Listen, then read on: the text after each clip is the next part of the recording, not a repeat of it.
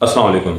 बिस्मिल्लाहिर्रहमानिर्रहीम। कैसे हैं आप लोग? खैरियत से? आज का जो हमारा टॉपिक है वो डिस्कस करेंगे हम कि आजकल जो एक डिज़ीज़ चल रही है जिसमें हम हर बंदा फंसा हुआ है और वो कुछ लोग इससे होके गुजर चुके हैं और कुछ लोगों को होने वाली है, तो उससे हमने बचने की कोशिश करनी है। माहिर अमराज़ अशूब चश्म, कंजक्टिवाइटिस भी बोला जाता है, कुछ लोग इसे पिंक आइज़ बोलते हैं।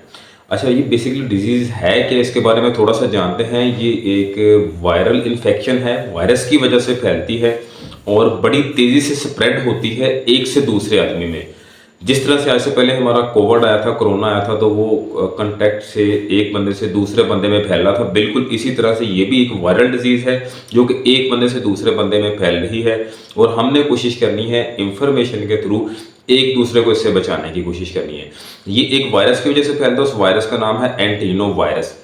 तो पहले तो ये देखा जाएगा कि ये फैलती कैसे है, तो हमने ये डिस्कस किया कि कोई भी बंदा है जो बीमार आदमी है जिसको ये वायरस हो चुका है, तो उसकी वो अपना हाथ बार बार आंखों पे लेके जा रहा होता है, आंखें मल रहा होता है, चूँकि वो आंखों में इरिटेशन हो रही होती है, तो उसके हाथों में वायरस आ जाता है। तो सबसे पहला काम तो ये करना है कि उसका जो टॉवल है, उसका जो खाना है, उसका जो पानी है, उसका जो तकिया है, कोशिश करनी है वो दूसरे जो उसके घर वाले अफराद हैं उनसे अलग हो, ताकि ये डिज़ीज़ उन तक ट्रांसमिट ना हो सके।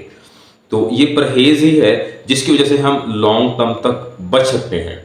दूसरा, जो मरीज़ है और जो सेहतमंद अफराद हैं, कोशिश करें खुसूसी जो मरीज़ है वो बार बार साबुन से हाथ धोए, चूँकि जब उसके आँखों को हाथ लगेगा तो उसके बाद वो अपने हाथों को वॉश कर लेगा तो वो वायरस निकल जाएगा। इसी तरह जो बंदा अगर किसी मरीज़ को मिलता है तो मिलने के बाद कोशिश करे अपने मुंह और आँखों को हाथ ना लगाए, सबसे पहले जाके अपने हाथों को धोए। अच्छा, इसे पिंक आइज़ के नाम से भी जाना जाता है, कंजक्टिवाइटिस डिज़ीज़ का नाम है। ये सारा हमने डिस्कस कर लिया। अलामत इसकी क्या है कि आप जब आपको होगा ये पिंक वायरस, तो आपको आपकी आँखों में रेडनेस आ जाएगी और आँखों में पहले चुभन सी महसूस होगी। आपको ऐसा लग रहा होगा जैसे कोई चीज़ आपकी आँखों में जा चुकी है और इरिटेशन फील करना शुरू कर देंगे आप लोग और स्वेलिंग होना शुरू हो जाएगी। ये जो झिल्ली है आंखों के ऊपर वाली, तो यहाँ पे स्वेलिंग होना शुरू हो जाएगी आपकी। तो इसका इलाज हमने क्या करना है, देखें, जो कोई भी जो बीमारी है इस पिंक आई से रिलेटेड जिसकी हम बात कर रहे हैं, वायरस से जो फैलती है वो बीमारी, उसमें कोई भी एंटीबायोटिक वर्क नहीं करती। एंटीबायोटिक क्यों नहीं वर्क करती? बिकॉज एंटीबायोटिक के वर्क अगेंस्ट द बैक्टीरिया। तो जितनी भी एंटीबायोटिक्स बैक्टीरिया के अगेंस्ट वर्क कर रही हैं, ये है हमारी वायरल डिजीज जो को वायरस क्रिएट कर रहा है। तो वायरस के अगेंस्ट कोई भी एंटीबायोटिक वर्क नहीं करती, ये रीजन है उसका जी।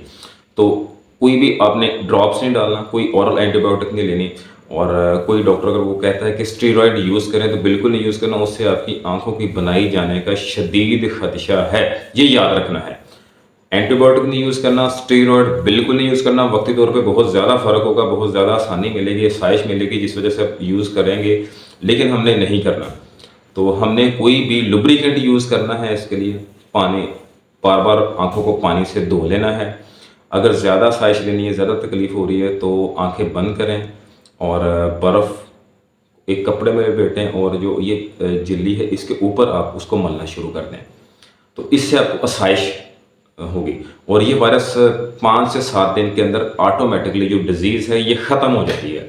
मेरे भाई को हुआ था, मेरी भतीजियों को हुआ था, तो 2-3 दिन के अंदर कुछ लोग रिकवर कर गए, भाई ने 6-7 दिन के अंदर रिकवर किया है।